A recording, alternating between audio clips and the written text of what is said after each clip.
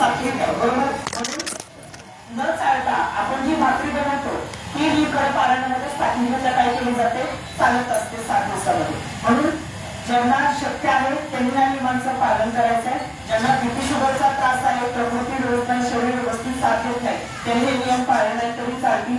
घरचं जे काही चटणी आहे ते मसाले वापरून तुम्ही खाऊ शकता. फक्त वरून कांदा आणि लसणाचा वापर मात्र कमी करायचा.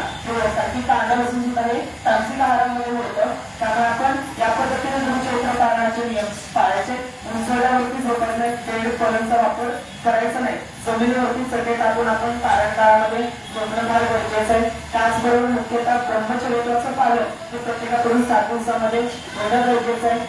सुतक वेळ जर आलं त्या पारायण काळामध्ये बसला आणि जर सुतक वेळ आलं तर ते पारायण दुसऱ्या व्यक्तीकडून थोडं कंटिन्यू करायचं. त्यामध्ये खंड पडून जायचा नसतो. ज्या दिवशी तुम्ही पहिल्यांदा संकल्प जो सोडता तो संकल्प महत्वाचा फार गरजेचं असतं या सप्ताह काळामध्ये. म्हणून असा जर खंड पडला तर ते पारायण दुसऱ्या व्यक्तीकडून पूर्ण करून घ्यायचं असतं.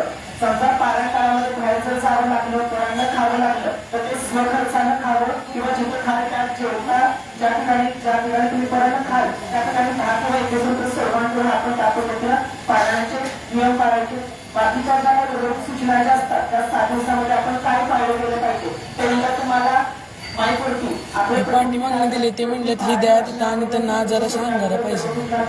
त्या पद्धतीने सूचनांचं पालन करून आपण हे 7 दिवसीय गुरुचरित्र पारायण करायचंय. पारायण करण्यामागचा उद्देश लक्षात ठेवा. त्या दत्त जयंतीपर्यंत किंवा आपण ही पारायणाची सांगता करावी.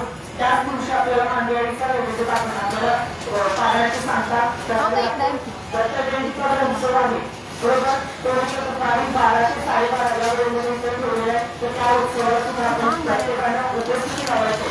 12:40ला गुरुचरित्राचा अध्याय क्रमांक 14 त्या अध्यायाची 43 सवयी, बरोबर. त्या ठिकाणी म्हटलेलं की तिन्ही माळे झाली. या ठिकाणी दत्त महाराजांचा जन्मोत्सव म्हणून काय करत आपण साजरा करत असतो. तो पण दत्त उत्सव इथं साजरा होईल.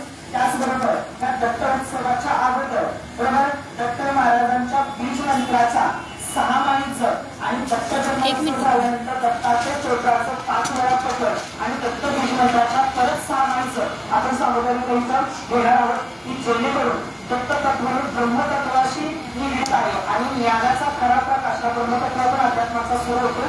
ही फार पुढची घेतो. नामस्मरण जप तप ज्या कर्मकांड ज्या यागाच्या पुढे जाऊन ब्रह्मतत्वाचा अभ्यास आपल्याला अनुभवायचा असतो. पण माणूस नामस्मरण या सगळ्या तत्वातून जातोच आपण तिथपर्यंत जात असतो. आणि तिथपर्यंत जाण्याचं माध्यमच म्हणजे काय, तुम्ही दर गुरुवारी आरती लावता ते आरती करता, महाराजांची सेवा स्वामी चरित्राचं आपल्याला वाचन करता, 11 माळी जप करता.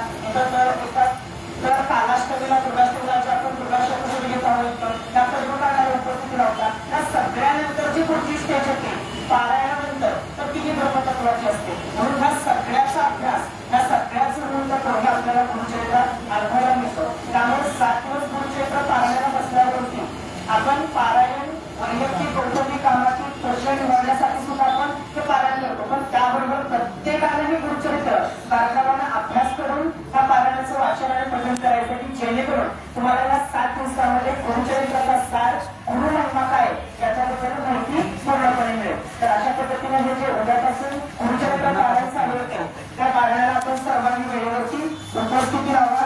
7:30 वाजता जे केंद्रामध्ये पारायणासाठी बसल्या त्यांनी 7:30 वाजता आपण गुरुचरित्र पारायणासाठी उपस्थिती लावायचे.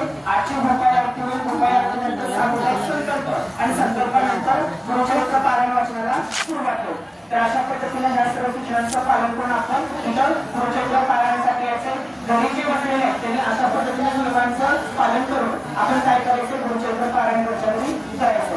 तर झालेली सूचना सर्वांनी व्यवस्थितरित्या पालन करा. याची उर्वरित माहिती सगळे आपल्याला प्रोजेक्ट मेसेज द्यायला टाकलेला आहे. तो मेसेज वाचून आपण सुद्धा त्या पद्धतीने गुरुचे पालन करणारे केंद्राचे पालन करणारे त्यांच्यासाठी काय नियम असतात आपण टाकलेले आहे. सर्व सेवा स्वामी महाराज म्हणून श्री स्वामी